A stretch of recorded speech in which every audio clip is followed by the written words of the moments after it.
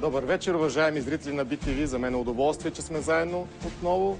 Аз съм Росен Петров, а вие сте с Операция Слава. Едно място, където се опитваме да откриваме какви сме били, кои сме и какви можем да бъдем. Явно след първото издание, не само на територията на днешна България, но и на територията на едни съседни страни, така на югозапад от нас, са се запитали какви са те. Получихме доста писма във връзка с нашия разказ за Апостол Войвода. Искам да ви покажа една публикация във вестник Ню Йорк Таймс. Това е моят предпочитан вестник. От 1905 година, 1905 година често го преглеждам. И вижте какво пише там във връзка с смъртта на Апостол Войвода.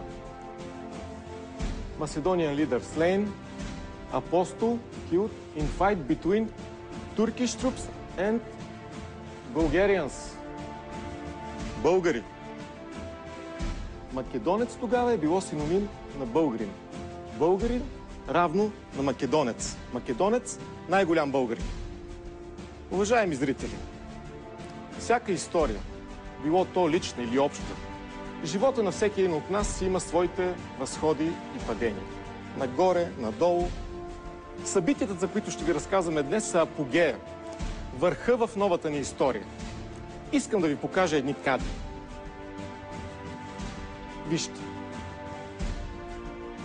Българи играят хора. Това са автентични кадри от есента на 1912 година. Танцуват, играят хора, ръченици, прегръщат се, празнуват. Но това не е някой голям празник. Не е Великден или Гергьовден. В момента, между другото, виждате, това са руснаци пък, които играят казачок. Те са били санитарни части в българската армия по това време, доброволци. Това не е Гергьовден, не е сватба. Така българите по такъв, може би странен за днешния ден начин, посрещат новината за общата мобилизация в началото на Балканската война. Тези хора, ръченици, са началото на онова романтично, драматично, трагично и, за съжаление, дълго време отричано усилие на целия ни народ, което днес наричаме с общото име войни за национално обединение. Много от тези танцуващи хора скоро ще бъдат мъртви. Очаквам ги жестока касапница, кръвопролитие. А те отиват на фронта, все едно, че отиват на сватба. И може би наистина това е нещо като българската сватба. Историческият момент, в който за кратък миг българите са усещали най-силна привързаност едни към други. Това е един от редките случаи в българската история, когато обединителната сила на кръвта е наделяла над всякакви различия. Богатство, професия, образование, социално положение, партийни пристрастия. Те са нямали никакво значение. Ще ви покажа кадри от окопите на Балканската война.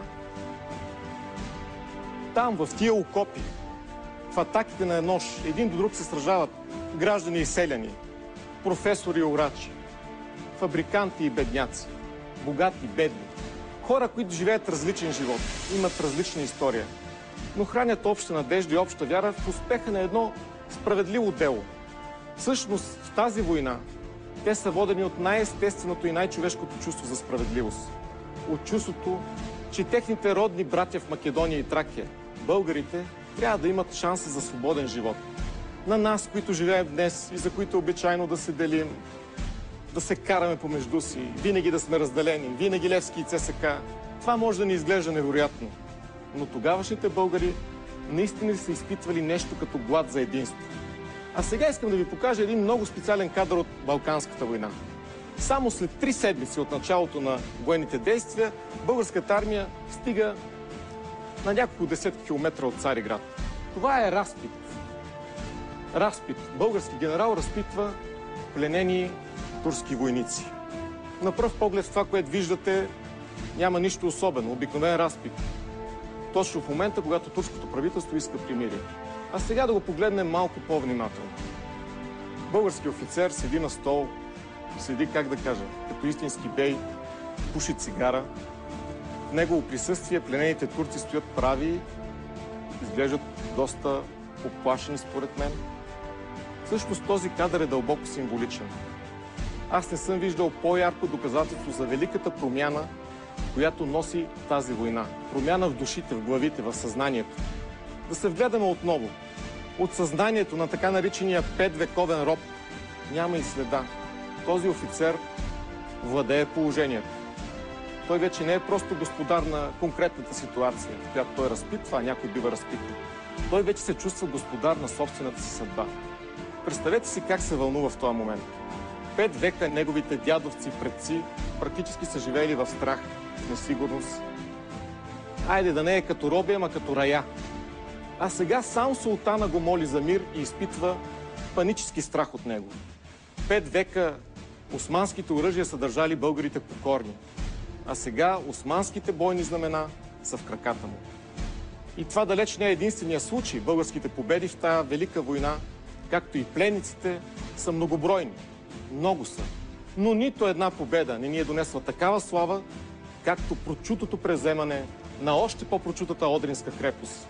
Една от най-силните страшни крепости в Европа.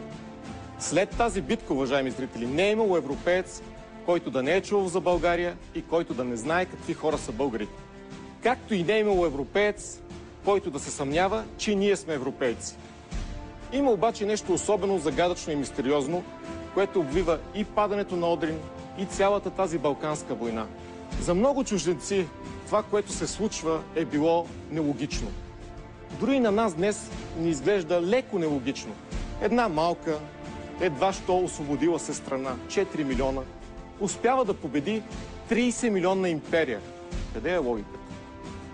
Нека да видим още едни уникални архивни кадри от онези времена. Радвам се, че имаме такива кадри. Това е пленена турска армия, пазена на един остров на река Марица. Погледнете колко окаяно и отчаяно изглеждат пленниците. Пленени турски войници, охранявани от българската армия на този остров. А сега виждаме как българското царско семейство, заедно с българските офицери, генерали, влиза в Одринската джамия Султан Селим. Тази джамия е вековен символ на османското могъщество. Вижте походката на офицерите, на българските генерали. Тук са и Георги Вазов, и Михаил Савов, и майор Вълков, и нашия цар Фердинанд. Вижте тяхната самоувереност на победители. Какво означава това? И това означава, че са си вярвали. Ето това е важно, да си вярваш. В тези две филмчета, заснети по едно и също време, може би е закодиран логичният отговор на въпроса защо българите успяват да победят, защо побеждават. Османската империя е била сразена не само от нашето оръжие, от бойното ни майсторство, от военното ни изкуство, но и от българския дух, от българското единство, от чувството за успех, от ония думи, които са били девиза на онова време. Сега или никога. За този триумф и за този дух ще ви разкажем днес. Ще ви разкажем за превземането на Одрин или българския дух.